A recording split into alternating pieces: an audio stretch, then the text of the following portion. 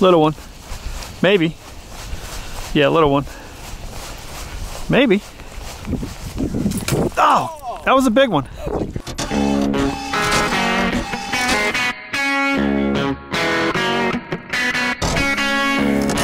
Hey, what's up everybody? Joe Simpson here. It's Sunday afternoon. I just finished up a couple of appointments with some clients, and I thought I'd come out and cast around and play with my new KastKing Royal Legend Elite. I have a problem with the name. The problem with the name is that any of the words in the name can be put in any order, and it always sounds like it could be the name of the reel. So hear me out. Royal Legend Elite.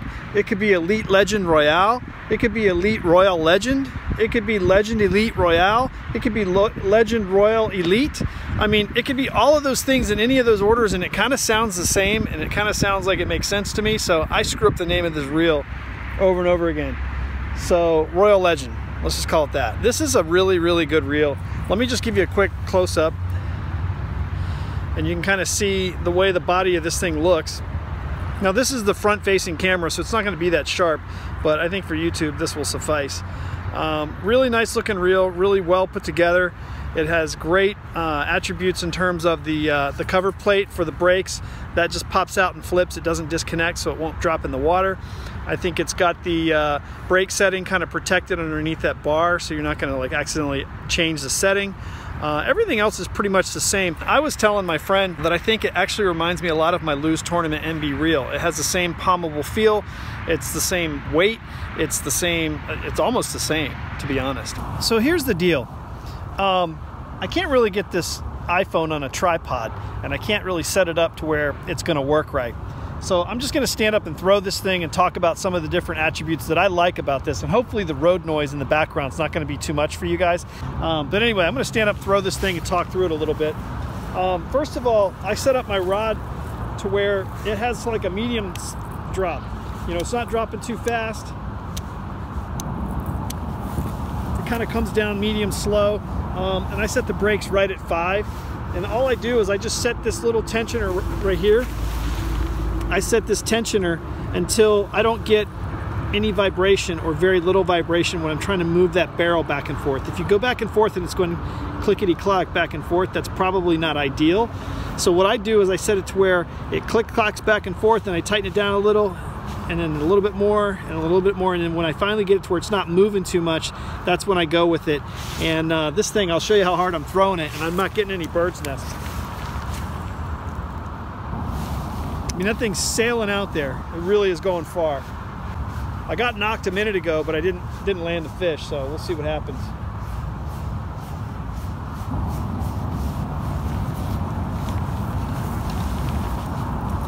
So I've been throwing the square bill all day, and one of the things that comes up, I think a lot people ask is, you know, my square bill's getting trashed all the time. It's always in the dirt. It's always getting weeds and stuff all over it. And one of the things I've figured out throwing the square bill over and over and over again is where you hold your rod position is going to matter. So like when you're first casting the square bill and it's out deep, sometimes I turn my tip down towards the water and I start cranking it down, and that allows that bait to get deeper and deeper and deeper into the water. Once I feel like it's down where I want it, I'll then lift my rod tip up, and then when my rod tip's up, it kind of holds that bait in that position. It won't let it go down any farther. And then as you get in closer to the shore, there's 2 ways to come up shallow with the crankbait. You reel a little bit slower, obviously, if it floats, and then you could actually raise your rod tip up even higher. So I'm going to show you real quick kind of how I do mine, and this is something that might help you guys keep your square bills out of the trash, because I fish a lot of ponds, and a lot of people are like, hey, if you're in the grass, you're in the right place. But in ponds, a lot of times, if you touch the bottom, you're in muck. So you don't always want to be chipping away at the bottom. Sometimes you want to be just skimming right along the bottom. So let me show you what I mean. Oops. Okay, so upon initial cast, I'm way out there. So what I do is I kind of turn and point my rod tip down. You can't really see it, but my rod tip is like 6 inches off the water. And I'll crank it down a few times. I got a 7.3-to-1 rod, so I'm moving it pretty fast. And then as time goes on, I'll get a little flatter with my rod, and then I'll start to come up with it. And then as I get closer to the shore, I just stick it up in the air. And then I'll pulse it sometimes too. Just pulse it, let it sit, pulse it, let it sit. And then I reel it slower as I get into the shore. And you can see it came out nice and clean. So let me give you an example of what it would look like if I didn't do it that way. If I just like burned it in and held my rod tip down, let me show you what it comes in looking like.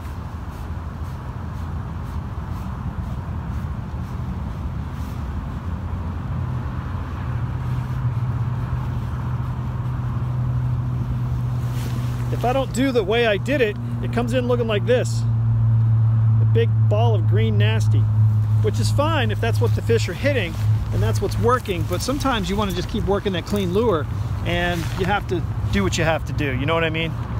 So anyway, that's my 2 cents on square billing in a pond, because sometimes ponds and square bills, it's a hard thing to do. I used to watch these videos where, you know, all these different fishermen are like, oh yeah, if I had to pick any bait, it would just be square bills all the time. Well, that's great if you're in a lake and you're working shallow coming deeper, because you can keep cranking it down and working it down. But if you're like me and you're working deep coming shallow, a lot of times these square bills are a freaking nightmare and they frustrate the heck out of you. So anyway, that's the Cast King, Jesus Christ, I can't remember the name of this reel. That's the Cast King Royal Legend Elite, and that's my 2 cents on how to work a square bill from deeper coming in shallower on a pond. So yeah, I put the little one on because it was a good catcher for me last week. But I was like, you know what, it's just so light. But it has the right color, you know what I'm saying? That citrus that you were saying. Yeah. Let me just throw it once. See if I can deal with it. I mean, it's not a huge cast. I'll get over your head here and get out of your way. Sorry. And I'm like, damn, he's hitting the fish already.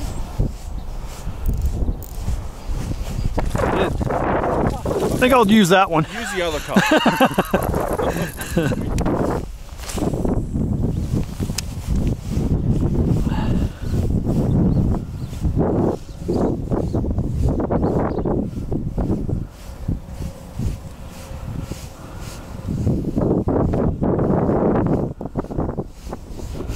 There we go, there we go.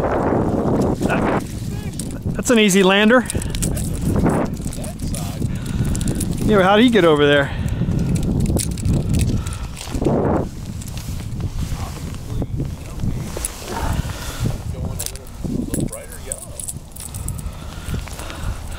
That's a healthy one. Look at that pretty colors, man. Look at the gold. I know, it's amazing. That's the other thing. Should I just put them back over there? I think so. Instead of over here, put them there. That's a good question. I mean, that stays full, and he could be the king of the town over there. I'm just worried about that side. I don't know the answer, Joe. You know, to me, I'm worried about that side getting iced out. So you think maybe over here? Yeah, it's getting cold. I'd drop him back. I think he's over there by accident. You know what I mean? Now he's like, where the hell am I? Spot. Or maybe I got a fishy. Yeah, a little one. Way out in the middle. Look how white he is.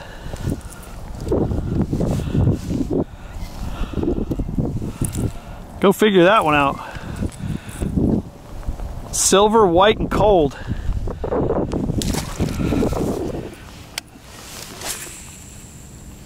Amazing what happens when you thaw these out, huh?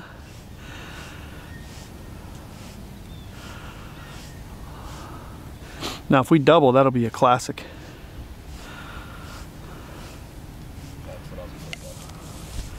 What are you on?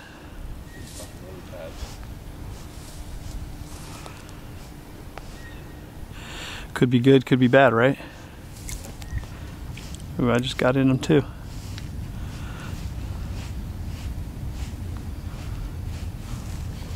There we go, there we go. There we go, I thought I was stuck.